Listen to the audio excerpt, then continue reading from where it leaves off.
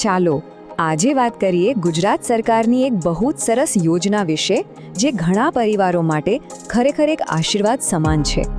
યોજનાનું નામ છે કુંવરબાઈનું મામેરું. તો આજે આપણે આ યોજનાની બધી જ વિગતો જાણીશું અને સમજીશું કે આ કોને અને કેવી રીતે ઉપયોગી થઈ શકે છે. દીકરીના લગ્ન એટલે ઘરમાં ખુશીનો માહોલ, પણ સાથે સાથે ખર્ચની ચિંતા તો રહે જ.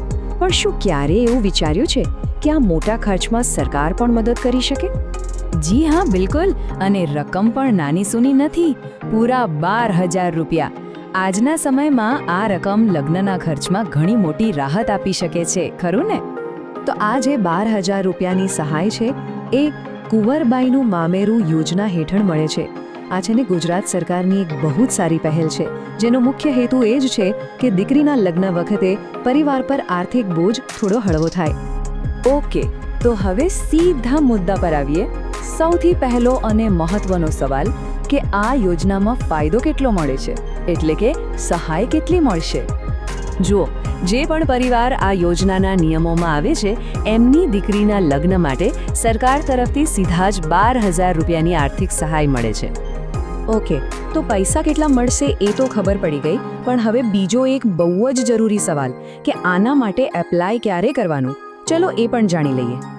ઘણીવાર લોકોને એવું થતું હોય છે કે લગ્ન પતી ગયા પછી પણ અરજી કરી શકાય, અને જો કરી શકાય તો એના માટે કેટલો સમય મળે. ચાલો આ કન્ફ્યુઝન આજે દૂર કરી દઈએ. આ વાત બરાબર યાદ રાખી લેજો. લગ્ન થયાની તારીખથી લઈને બરાબર 2 વર્ષ સુધી, હા, પૂરા 2 વર્ષની અંદર અરજી કરી દેવાની હોય છે. જો આ સમયગાળો જતો રહ્યો તો પછી આ યોજનાનો લાભ ના મળી શકે. એટલે આ 2 વર્ષની લિમિટ બહુ જ અગત્યની છે. ચાલો હવે સૌથી કામની વાત પર આવીએ. અરજી તો કરવી છે, પણ એના માટે કયા કયા ડોક્યુમેન્ટ્સ જોઈશે? ચાલો ફટાફટ આખું લિસ્ટ ચેક કરી લઈએ. સૌથી પહેલા તો જેમના લગ્ન છે એટલે કે વર અને કન્યા એમના પુરાવા. એમાં શું શું જોઈશે?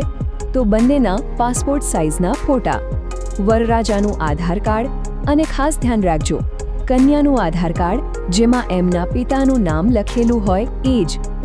એ પછી બીજા કેટલાક સરકારી અને બેંકના પુરાવા પણ જોઈશે, જેમ કે લગ્ન નોંધણીનું પ્રમાણપત્ર એટલે કે મેરેજ સર્ટિફિકેટ, કન્યાના પિતાજીનો આવકનો દાખલો, અને સૌથી મહત્વનું કન્યાના નામે જે બેંક ખાતું હોય એની પાસબુક. અને હા, એમાં પણ પિતાનું નામ હોવું જરૂરી છે. અને હા, એક વાત ભૂલતા નહીં, આ બધા ડોક્યુમેન્ટ્સની સાથે સાથે કન્યાના પિતાએ એક સોગંદનામું પણ કરાવવું પડશે. આ એક કાયદેસરની પ્રક્રિયા છે, એટલે આના વગર અરજી આગળ નહીં વધે. તો આટલી બધી માહિતી પછી પણ જો કોઈને કંઈક પૂછવું હોય કે અરજી કરવામાં કંઈક સમજ ના પડતી હોય તો ક્યાં જવાનું? ચાલો એ પણ જોઈ લઈએ. જુઓ, આ યોજનાની બધી જ વિગતો અને કોનો સંપર્ક કરવો એની માહિતી આ ફ્લાયરમાં આપેલી છે. આમાં ગુજરાત અર્બન જન સુવિધા કેન્દ્રનું સરનામું અને બીજી બધી જ જરૂરી માહિતી મળી રહેશે. અને જો કંઈ પણ પૂછપરછ કરવી હોય તો સીધો ફોન પણ કરી શકાય છે. નંબર નોંધી લેજો: 97 373 80 547. ફરીથી કહું છું, 97 373 80 547. આ નંબર પર ફોન કરીને વધુ માર્ગદર્શન મેળવી શકાય છે. તો આ હતી કુંવરબાઈનું મામેરું યોજના વિશેની બધી જ જરૂરી માહિતી. હવે જતા જતા બસ એક સવાલ, જરા વિચારો, આ માહિતી તમારા આસપાસ બીજા કોને કામમાં આવી શકે છે? કોઈ સગા સંબંધી, કોઈ મિત્ર, કે પછી કોઈ પાડોશી જેને ખરેખર આની જરૂર હોય? તો ચાલો ને આ સારી વાતને આપણે બીજાઓ સુધી પહોંચાડીએ અને કોઈકની મદદમાં નિમિત્ત બનીએ.